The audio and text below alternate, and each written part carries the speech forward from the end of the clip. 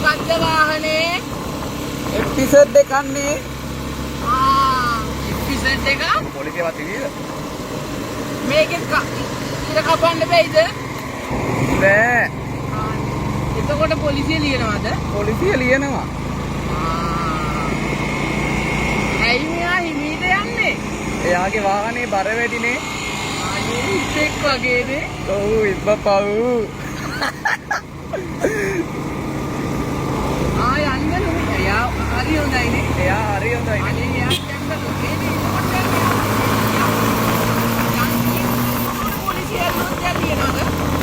එතකොට කියන්න වෙන්නේ අරයා යන්න කිව්වා කියලා තමානේ. එතකොට යාළුවෝ යන්නේ.